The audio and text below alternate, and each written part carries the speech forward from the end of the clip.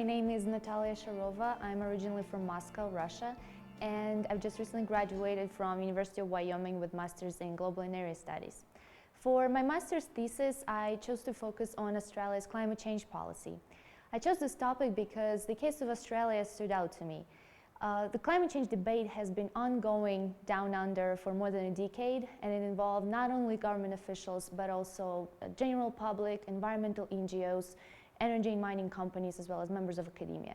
So it was very widespread. On top of that, Australian economy is heavily dependent on exports of natural resources, with the coal, iron ore, and recently liquefied natural gas at the top of the list. Despite that, Australia was one of the few and one of the first states to adopt carbon tax, a mechanism created to reduce carbon dioxide emissions into the atmosphere, which are considered responsible for climate change. However, after 8 years of a heated political and public debate, carbon tax was repealed in the summer of 2014 and was followed by the rest of Australia's climate change policies. Therefore, I was interested in what happened in Australia, why carbon tax stayed in power for such a brief period of time, and who was responsible for its repeal. Basically, what was the role of environmental NGOs, energy and mining companies, and the government itself.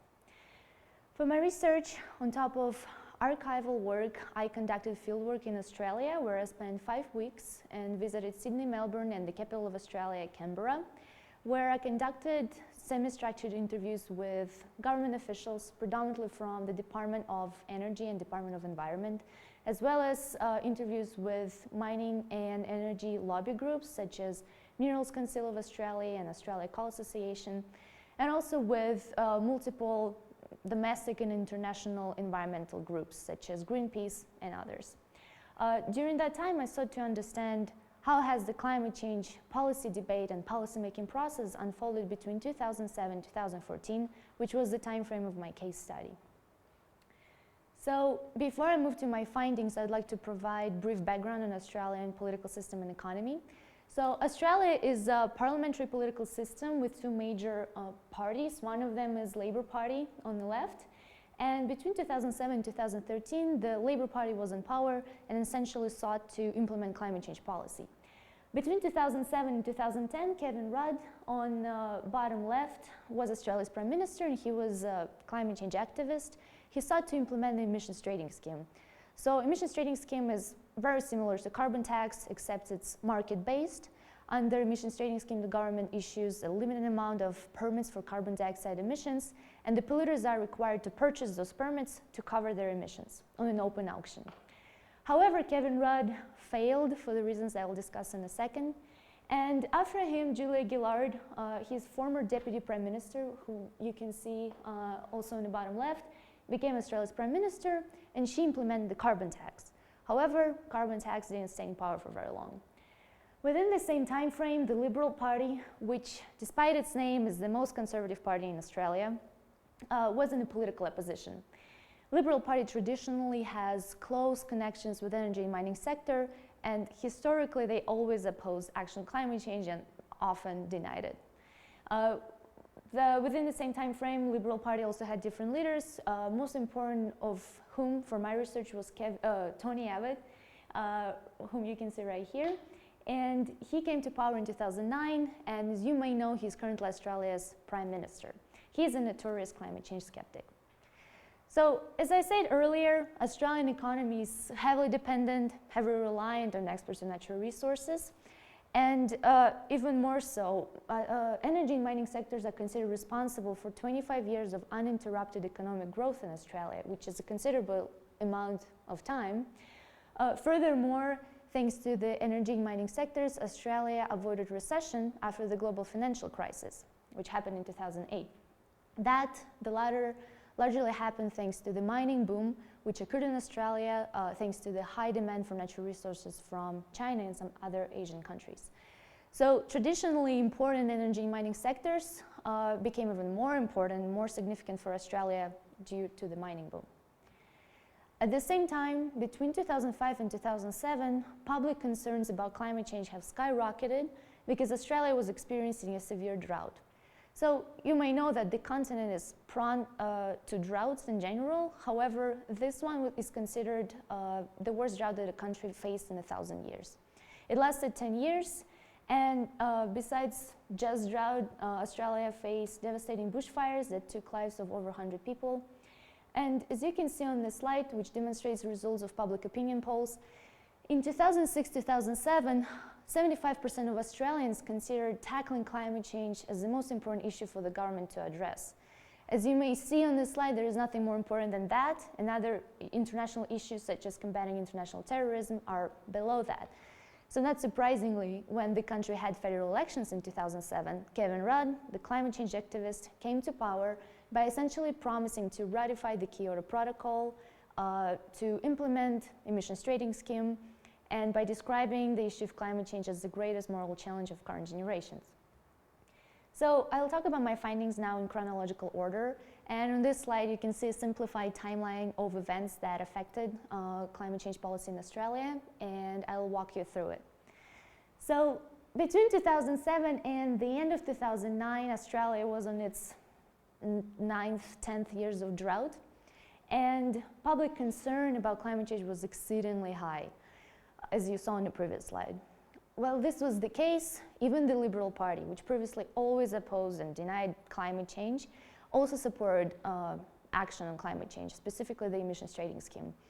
According to my interviews, the political mood in Australia at the time was such that you don't dare to question the climate change policy because it would be seen as a political suicide. So members of Liberal Party thought that they have to give their full support to Kevin Rudd and his initiatives. While this was the case, energy and mining sectors also didn't oppose the policy. Again, according to my interviews at the time, energy and mining sectors, seeing that even the most conservative party supports the policy, they decided that the policy implementation is inevitable, so they focused on bargaining for as many concessions from the government as possible and figuring the best deal for themselves. However, by the end of 2009, Kevin Rudd failed to pass several versions of the climate change policy package through the Senate, and it was largely due to his inability to negotiate in the Parliament. And by the end of 2009, the momentum for action on climate change began to wane because the drought broke, and Australia really quickly went from bushfires to floods. When that happened, predictably, the general public thought that climate change is actually not happening and it was just a regular weather cycle. So the public interest and public support for action on climate change declined immediately. When that happened, Liberal Party, together with energy mining sectors and with conservative think tanks and members of academia, began to say that actually maybe it doesn't make sense for Australia to have a climate change policy now because the rest of the world is not committing. Therefore, Kevin Rudd was encouraged to try to pass the policy package one more time after the United Nations conference in Copenhagen that was going to be held in December of 2009. The conference was essentially a follow-up to the Kyoto Protocol, at which the major polluters such as US, China, South Africa, Brazil, and etc. were supposed to come up with binding agreements on emissions reduction. However, no consensus was made, and actually became clear that developing countries are not going to commit anytime soon. So the conference was considered a major failure. As soon as it became clear, the opposition back in Australia and the energy and mining sectors began to more aggressively campaign against action on climate change. Their argument was that Australia is heavily dependent on export natural resources, so if we have something like carbon tax or any strict carbon policy, then Australian energy mining sectors will be much less competitive in international markets and Australian economy will be harmed. Therefore, Kevin Rudd, seeing the opposition, decided to shelve the policy because he thought there is no way he's going to pass it through the Senate, and the ETS, the emissions trading scheme, was abandoned. He was criticized for that, and a lot of my interviews said that he probably could succeed, but it didn't happen, and he decided not to pursue the policy. Soon after that, Julia Gillard came to power in the summer of 2010, and during her election campaign, she was specifically asked what type of policy she's considering, what type of climate policy she's considering. And she said that she will try to implement the emissions trading scheme on which she worked together with Kevin Rudd previously, and that there will be no carbon tax on the government she leads.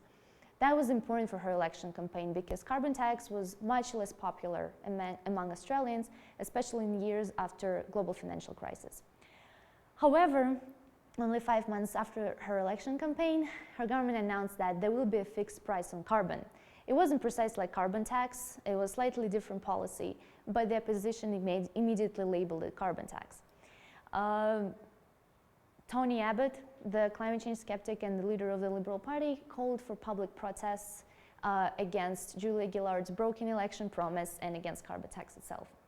So, as you may see on the slide, the protests turned out to be rather aggressive, somewhat unprecedentedly aggressive for Australia, and they targeted predominantly Julia Gillard, carbon tax itself, and most of all her broken election promise. In this picture you can see Tony Abbott leading the protests. And I should say that protests attracted mostly very conservative members of society who tend to deny that climate change is actually happening. So it wasn't, it attracted several thousands of people, but it wasn't throughout the whole Australia. So the main argument of the opposition's scare campaign, as it was labeled, was that if carbon tax is implemented, the cost of living in Australia will skyrocket because electricity prices will go up.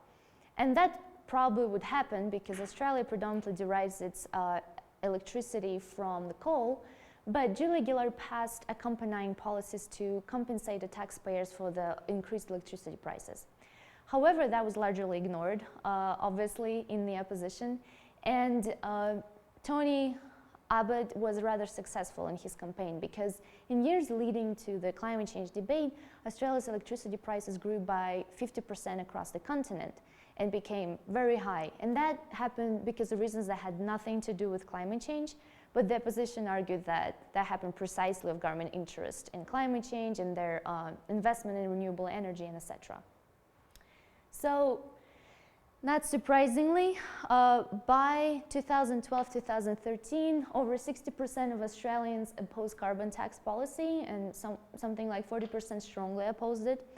And Tony Abbott chose this topic as a means to come to power in the Australian Parliament.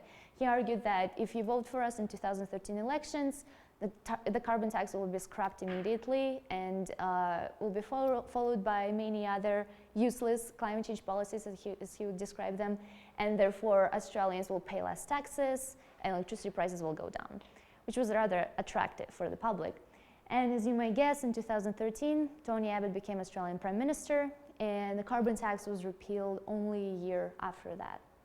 So I'd like to emphasize several lessons that transpired from my research. First, energy and mining sectors were very powerful in climate change policymaking process and the public debate because of their traditional importance for Australian economy, and also because of the mining boom, which made them even more prominent and more important for Australia. Furthermore, while there was bipartisan support for action on climate change, and specifically when the most conservative Australian Liberal Party supported action on climate change, and the energy and mining sectors were much less prominent and much less active in their opposition. Furthermore, bipartisan support was possible thanks to the strong public concern about climate change and because of their desire to see the government doing something about it. And public opinion in turn was shaped largely by the domestic factors such as the drought, the end of drought, and high electricity prices. So depending on changing domestic factors, public opinion also changed. And another factor which was important and which affected climate change policymaking in Australia was the failure of Copenhagen, which here stands for lack of international consensus. Basically, the failure of Copenhagen demonstrated to Australian general public, politicians, and businesses, specifically to energy mining sectors, that nobody else in the world is serious enough about cutting the emissions. Therefore, maybe Australia shouldn't have such strict policies such as carbon tax. Thank you. My research was made possible thanks to the generous support from Center for Global Studies and School of Energy Resources, International Fieldwork Grant, John L. Bogan Research Excellence Fund, the Deakin Lynn Cheney Study Abroad Grant, Milward Simpson Fund in Political Science, and David and Jade Walsh Graduate Fellowship. Thank you.